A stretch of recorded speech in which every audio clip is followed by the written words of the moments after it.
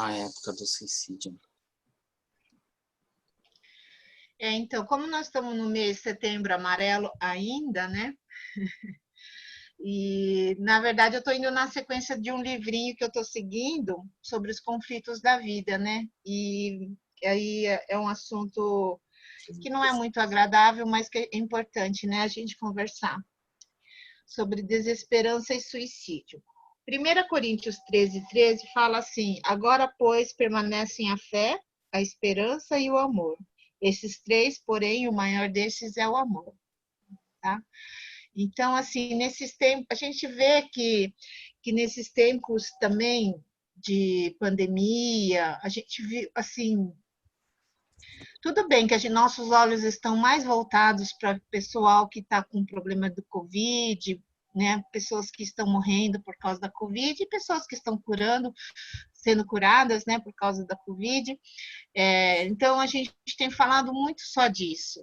Mas existem outras formas que estão acontecendo, né, que sempre aconteceu, que às vezes a gente não pode deixar de dar atenção. Por que acontece essa campanha de Setembro Amarelo, né? Para a gente poder voltar nossos olhos para uma coisa que acontece muito nos nossos dias e assim, como um alerta, né, para a gente dar mais atenção e perceber aquilo que o outro está sofrendo e está, né, que está acontecendo com eles, tá? Talvez por causa de algum problema, os jovens, por exemplo, algum problema na vida acadêmica, vestibular, trabalho, alguma coisa no trabalho, problema na vida amorosa, problema nos relacionamentos familiares, pode causar um conflito, né?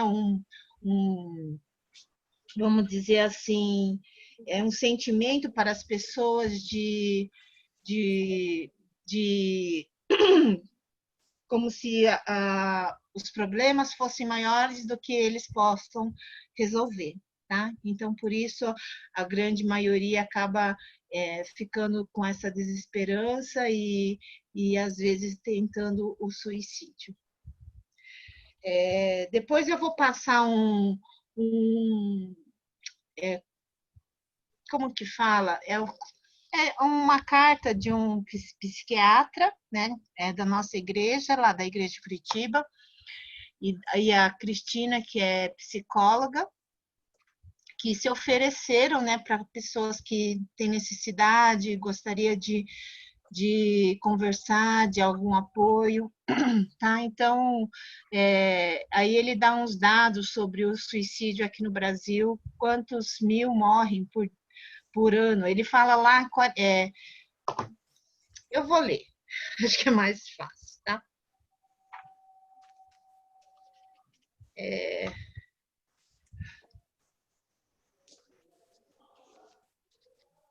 Ele fala assim, apesar de estarmos, queridos irmãos, apesar de estarmos no final de setembro, queremos comentar aqui que setembro é o mês do Setembro Amarelo, o mês da prevenção do suicídio. Segundo a Organização Mundial de Saúde, não podemos deixar de falar no assunto, pois a cada 40 segundos, uma pessoa tira a sua própria vida, a mesma frequência que a indicada em 2014. No Brasil, 12 mil mortes por ano ocorrem devido ao suicídio. Então, não é pouca coisa, né, gente? Então, aí ele fala assim, portanto, se você estiver deprimido ou passando por algum problema emocional, podemos te auxiliar na procura de algum profissional da área de saúde mental na sua região, ou consulta online por telemedicina, psicoterapia online.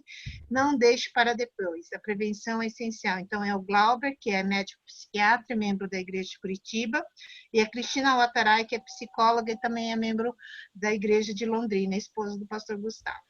Tá? Depois eu vou passar esse informe no grupo da igreja, né? Porque se alguém tiver interesse de poder conversar com eles, eles se colocaram à disposição, tá? Então, nós temos profissionais competentes, cristãos, que podem ouvir, que podem ajudar. Porque, às vezes, a pessoa, quando ela está nessa dificuldade, sentindo-se derrotado, fracassado, até desanimado, não consegue achar uma solução, né? E às vezes acha que ninguém está se importando. Mas tem muita gente que tá disposto a ajudar, né? Com o coração assim para estar estendendo as mãos para as pessoas que estão com problema, tá bom? Causas do suicídio.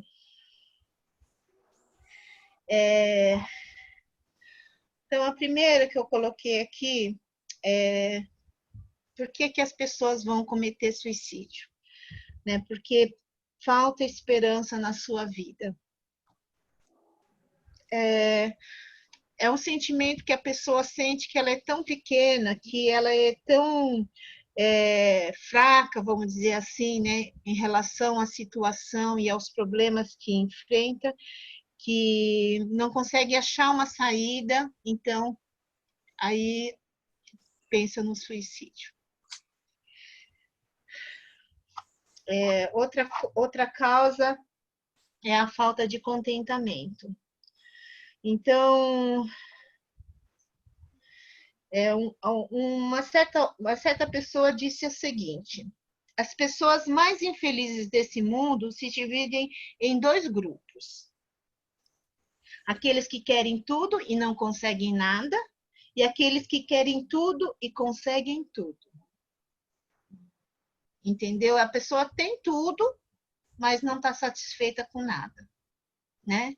Ou as pessoas não têm nada, né? E está desejando tudo e então sente essa frustração por não ter. Porque a gente até fala, né?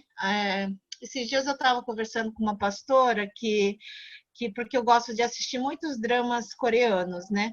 Só que lá acontece assim como no Japão, né? Acho que talvez na China, os países orientais, porque acho que tem muita pressão, coisas assim, e tem muito suicídio. E aí, assim, eu estava conversando com ela, assim, por exemplo, de atores. São bonitos, são famosos, têm dinheiro, entendeu? Assim, são reconhecidos, né, pela população e ainda assim cometem suicídio. Né? Então, eu fico pensando, né, essa falta de contentamento, de propósito para a sua própria vida, que faz com que as pessoas acabam se entregando. E às vezes uma crítica que alguém falou, né? O paparazzi que ficou correndo atrás, eu fico pensando nesses atores, né? Que tem tudo. Por que eles tiram a própria vida? São jovens, né? Mas talvez porque não tem esperança, não tem contentamento, não tem propósito na vida, né?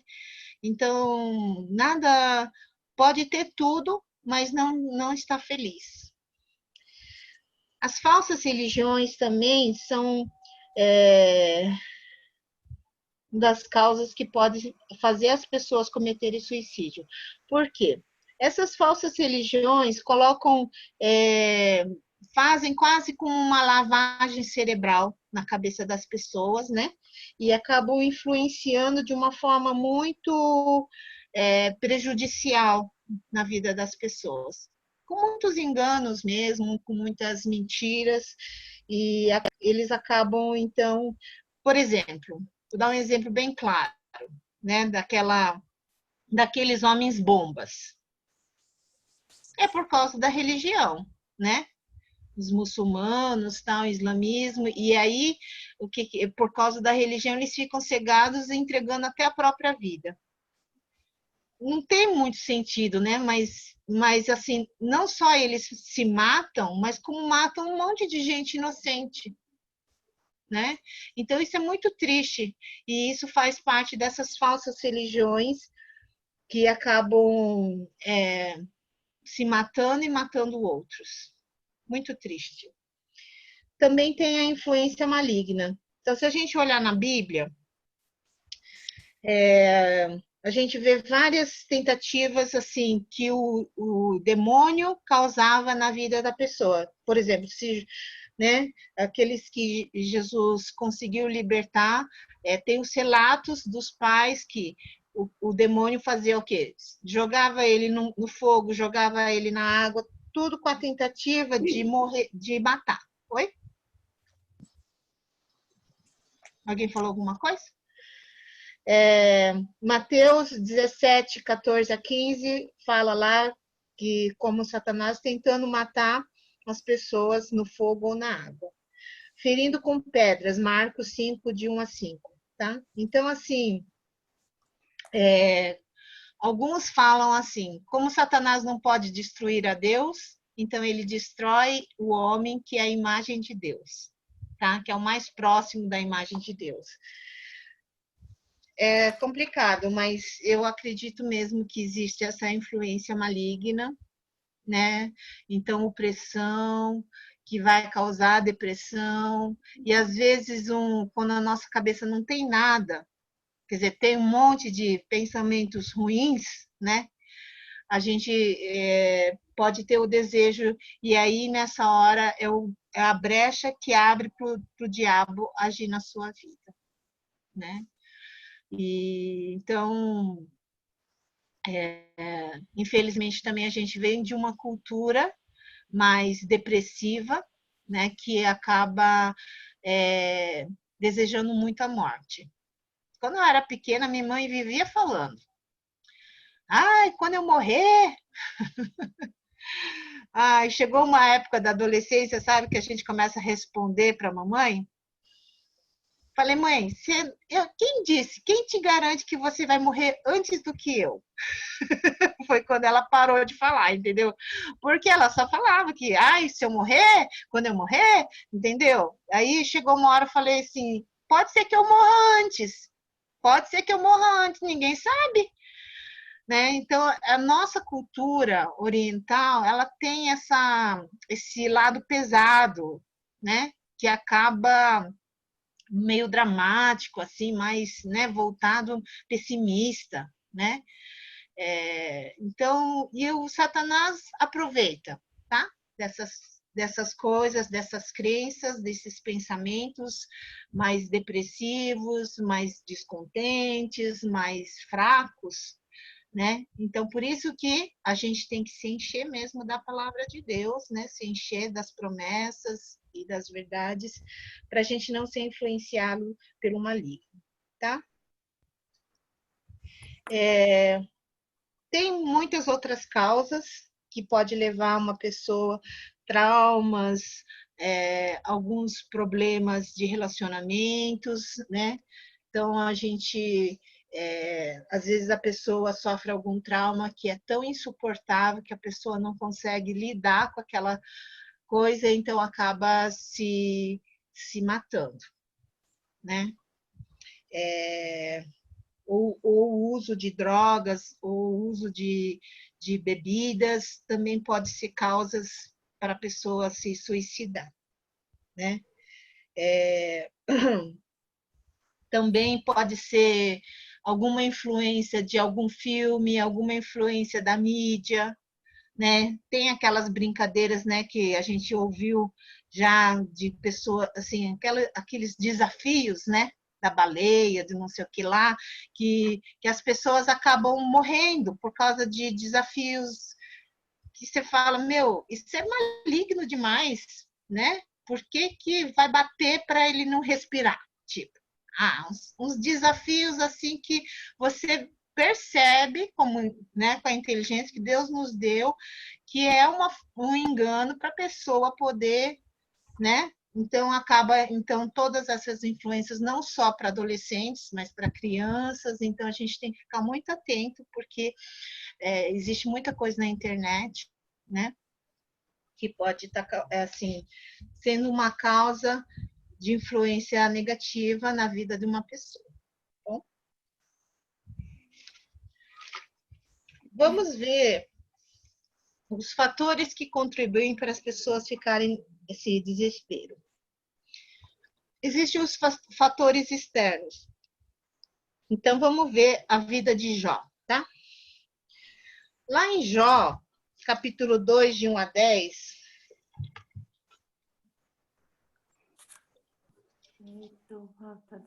Vamos abrir ali. Jó é antes de Salmos, tá? Para quem não sabe.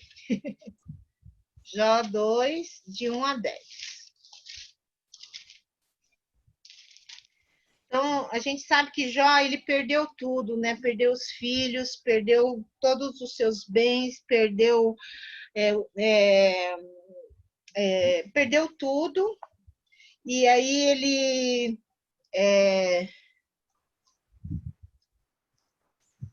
então fala ali que foi uma segunda prova que ele teve, né? Que foi a saúde. Então, além dele ter perdido tudo, ter perdido os filhos, ter perdido a saúde, tá? Então, são fatores externos. Ainda tinha a esposa dele, abençoadíssima, né? Falou para ele: amaldiçoa Deus e morre. Tipo, ela viu o desespero do marido e falou: a única coisa que lhe resta é tirar a própria vida. Porque não tem solução para todas essas coisas. Né? Chegou, vamos dizer assim, mais profundo do poço. Né? E, além disso, os amigos maravilhosos que ficaram falando para ele que talvez o problema seja ele mesmo, o pecado dele, né? Que ele cometeu algum pecado. Então, ter uns amigos desses não precisa de inimigos, né? Então, assim, várias coisas aconteceram na vida de Jó, né? Que poderia trazer uma depressão mesmo. Já ficou abatido, mas ele, né? Ele pôde experimentar o cuidado de Deus, mesmo apesar de todas essas coisas que aconteceram na vida dele. Judas é aquele que traiu Jesus, tentou devolver, né, aquelas moedas que foi o salário da traição dele, de uma forma de poder reparar o seu próprio erro. E aí os membros lá do Sinédrio, né, os sacerdotes falaram: o que a gente tem com isso? Tipo, ele errou, o problema é dele. E então, Mateus 27, de 1 a 8, fala lá, né? Como eles não se importaram com a confissão de Judas e não se importavam com a consciência, nem com nada dele, Judas foi lá e se enforcou. Né? Então, por causa de não ter ninguém, né, que pudesse ajudá-lo, e infelizmente, né, ele se voltou para as pessoas erradas, né? Porque se ele tivesse se voltado para Jesus, com certeza Jesus ia perdoá-lo, né? E iria ajudá-lo nessa hora, mas ele voltou principalmente para os membros do Sinédrio que queriam a morte de Jesus, não estava nem aí com os outros. Outro fator que pode contribuir para o desespero, não somente esses externos de pessoas que você convive, né, amigos ou situações, tem os problemas do fator interno. Então, a gente tem o exemplo de Jonas. Lembra, Jonas tinha uma missão de Deus para ir até a Nínive, falar que Deus iria destruir se eles não se arrependessem. E Jonas tinha tanto ódio lá dos ninivitas, era inimigo, que ele falou: eu não quero, Deus vai ser misericordioso, Deus vai poupar a vida deles, então não vou dar mensagem, coisa nenhuma. Fugiu, né, daquilo que Deus tinha pedido para ele, estava fugindo de Deus. E aí, quando ele está lá no barquinho, o que acontece? Barquinho não, né? Acho que era um barcão, né? Porque estava lá no mar. Começa a ter a tempestade e as pessoas estavam sofrendo com medo de morrer por culpa de Jonas. por culpa do pecado de Jonas. E eles até jogaram a sorte para saber quem que era o culpado. E caiu em quem? Em Jonas, né? E então Jonas preferiu ser lançado no mar, preferiu suicidar do que se arrepender e voltar para Deus, né? E obedecer a Deus. Mas Deus, né, poupou a vida de Jonas, pôs um peixe lá para comer ele, para proteger ele, né, vamos dizer assim, de não morrer. Mas era um problema interno, assim, de rebeldia do coração de Jonas. Tá? Um problema das emoções, da revolta e da desobediência de Jonas, tá? E depois, né, Deus o conseguiu usar depois de um tempo. Saul é outro que viu seu exército fugir, né? Quando ele estava tentando segurar o seu trono, né? Vamos dizer assim, Deus já tinha escolhido outro rei, né?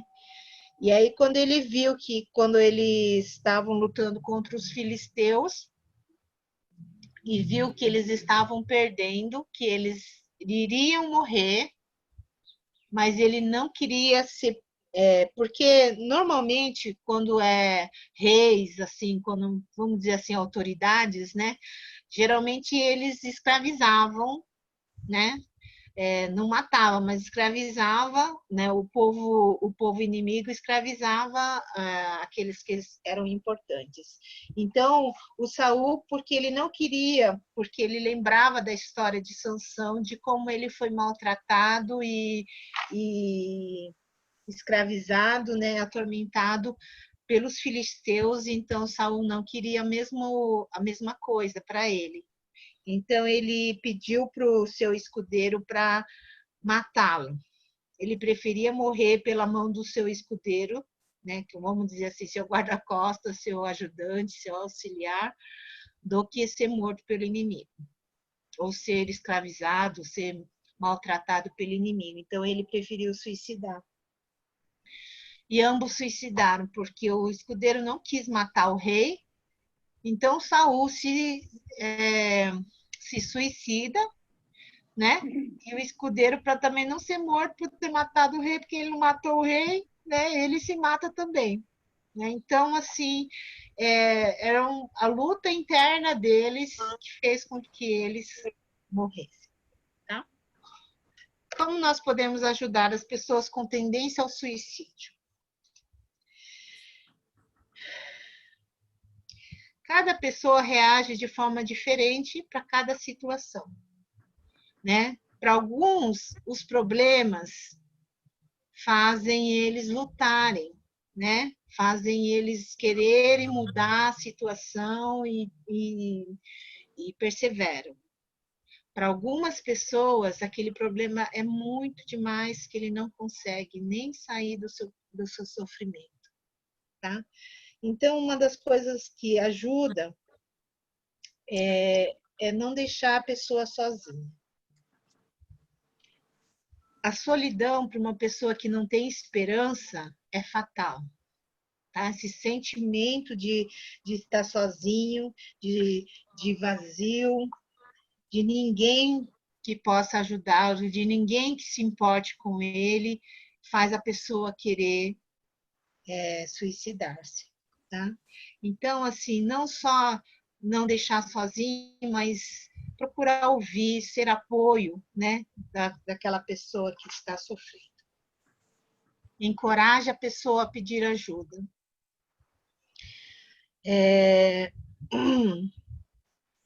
Às vezes as pessoas acabam julgando, né, em vez de ajudar as pessoas que estão com depressão. Hoje é comprovado que a depressão é uma enfermidade, é uma doença, que a pessoa não tem força, que ela às vezes é problema fisiológico mesmo, ela precisa de medicamentos para equilibrar talvez seus hormônios, né, alguma coisa assim. Então, a gente pode ajudar estando junto, mas também encorajando a pessoa a se abrir, a pedir ajuda, a descansar, né? A procurar ajuda profissional que possa auxiliá-lo e poder ajudar mesmo. Encorajar a família a pedir ajuda. Muitas vezes a própria família não sabe nem o que fazer, não sabe como ajudar, não sabe como encorajar, apoiar, porque às vezes a própria dificuldade pode ser os relacionamentos familiares. Tem muitos relacionamentos complicados, né, que perderam seus princípios, que acabam. A gente ouve cada coisa que se fala, meu Deus, como que estão as famílias hoje? Realmente, né? Até teve um domingo que a Yuka pediu oração pelas famílias, porque as pessoas estão perdendo seus princípios e assim, estão precisando de ajuda mesmo, né? Para lidar com seus problemas, com seus conflitos. E quanto mais problemas existir dentro de uma família, mais o desejo que a pessoa vai ter de se suicidar, né? Então, uma das formas de ajudar é que toda a família consiga ter essa ajuda também. Outra forma de você poder ajudar é, às vezes a pessoa está em desespero e porque ela está com necessidades. Então, se você tem possibilidade de ajudar a pessoa materialmente, né, financeiramente, então isso pode às vezes salvar uma pessoa. E claro, da pessoa poder encontrar uma esperança para a sua vida, que ela se sente tão vazia, que é você poder levar o evangelho e você poder mostrar que muitas coisas que sobrecarrega, né, uma das coisas que sobrecarrega demais as pessoas é o próprio pecado. E que se a pessoa consegue ter um encontro com o Senhor e poder experimentar o perdão, né, ela pode ser aliviada daquela pressão e encontrar um sentido para a sua própria vida, tá? Como diz Mateus 11, 28 a 29, vinde a mim todos que estáis cansados e sobrecarregados e eu vos aliviarei, né? Porque o meu jugo é suave e o meu fardo é leve. Isso são as palavras de Jesus. Então, todo aquele que vier até ele vai encontrar descanso para a sua alma, né? Para o seu espírito. A esperança, ela é o teste da vida, tá?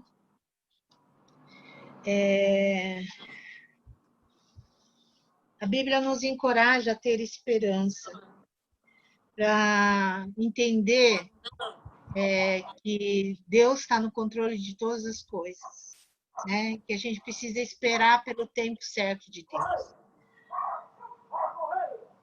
Romanos 8, 25 fala, mas se esperamos o que não vemos, com paciência o aguardamos. É difícil, né? Esperar. Que nem agora. Eu vejo como o povo já está cansado, não aguenta mais esperar essa vacina, que não sai nunca, que não comprova nunca se é boa, se é eficaz, se é o quê, né? Mas Salmo 41 fala assim: esperei confiantemente pelo Senhor, ele se inclinou para mim e me ouviu quando clamei por socorro. É difícil esperar. É difícil quando tudo parece que está indo mal ou pior, né? Mas a gente sabe quem Deus é e a gente pode confiar e a gente pode descansar. A gente precisa aprender a colocar nossas angústias e nossas ansiedades, né, na presença de Deus. Atos 16, de 23 a 33, quando o Senhor liberta Paulo e Silas, né, que eles estavam na prisão, o carcereiro ficou desesperado e quase se suicidou, com medo, né, do que poderia acontecer com ele, porque ele era o carcereiro e deixou os prisioneiros fugir, vamos dizer assim. E eles, então, Paulo e Silas impediram o carcereiro de suicidar, deram palavras de esperança para ele e para toda a sua família. E aí o carcereiro pôde crer no Senhor Jesus e toda a sua casa foi salva. Né? Então, a palavra de esperança, no momento de um desespero, pode fazer você deixar de querer, de assim, suicidar, né? De se entregar, né? Pro problema. E Jó, a gente vê que é o exemplo maior, né? Que sofreu muito, mas ele escolheu o caminho da obediência. Mesmo a mulher falando para ele se matar, mesmo os amigos acusando ele de pecado, de ter cometido pecado e não confessado, ele fala assim, você vê como era o coração de Jó, né? Mesmo que ele me mate, ainda assim esperarei nele.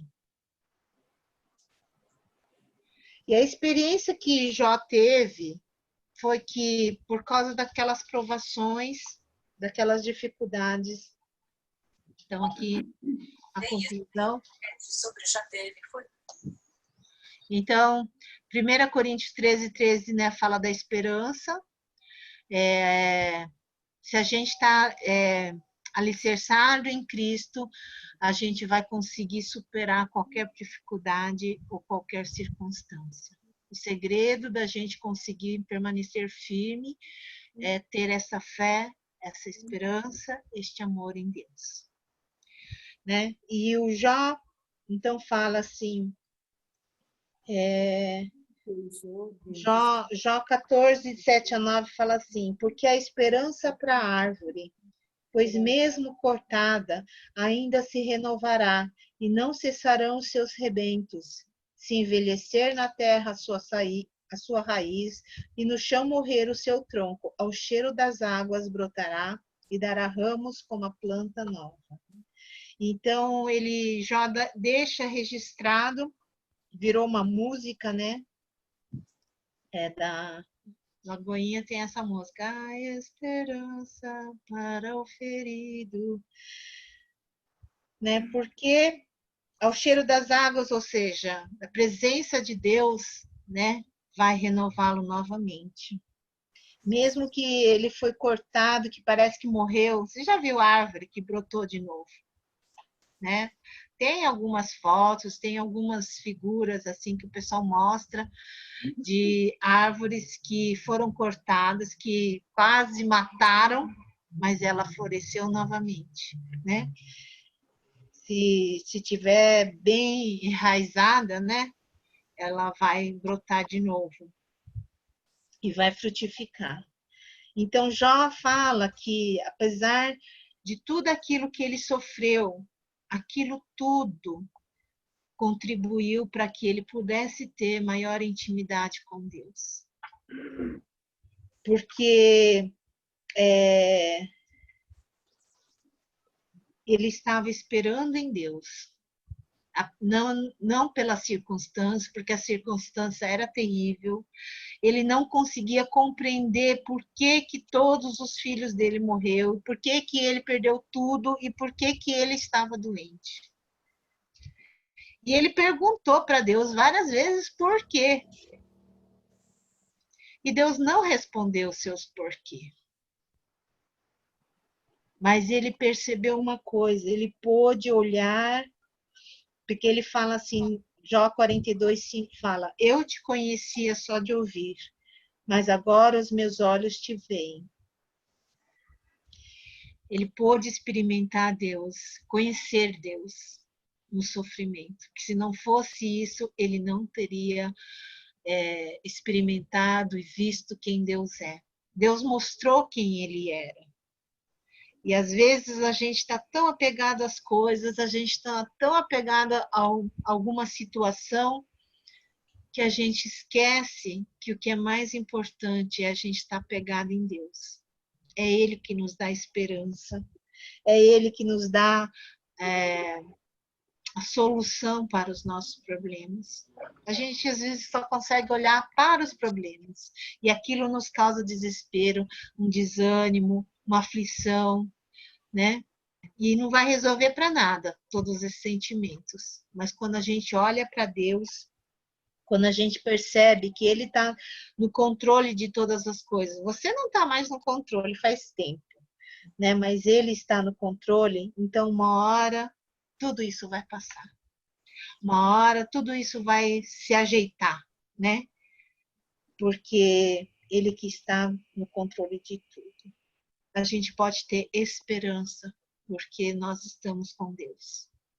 É Ele que nos dá esperança e nos dá a certeza de que nós teremos um futuro melhor. Então, é isso. Mesmo que a situação esteja difícil, mesmo que você só quer sentar e chorar, né? Você pode sentar e chorar no colo de Deus, que Ele te entende, Ele te ouve e Ele te ajuda. E mesmo que você não compreenda, assim como Jó, você também possa, né, conseguir enxergar Deus no meio de todos esses problemas. Amém? Então, vamos orar? Senhor nosso Deus, nós te agradecemos, ó Deus, por quem Tu és. No meio dessa pandemia, que talvez tenha muitas pessoas desoladas, desesperadas, preocupadas, desanimadas, sofrendo, ó Deus. Peço que o Senhor nos ajude, assim como Jó, a te ver, a descansar e confiar em Ti. Mas mais que isso, Senhor, que nós possamos ser instrumentos para que o Senhor alcance outras pessoas, aqueles que estão sofrendo sem poder chegar a Ti.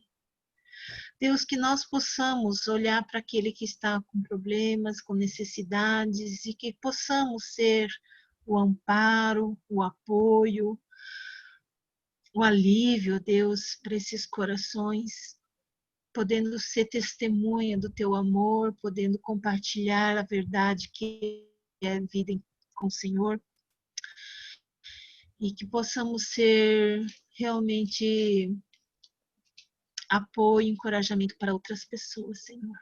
Eu peço mesmo que o Senhor continue a tratar com a Tua igreja, com cada um de nós, com nossos corações, e que possamos ser um bálsamo na vida dos nossos irmãos e daqueles que estão perto de nós.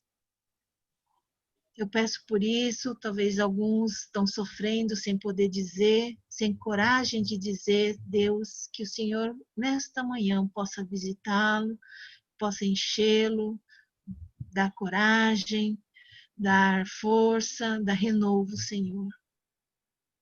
Eu te peço por isso, Deus, e te agradeço em nome de Jesus. Amém.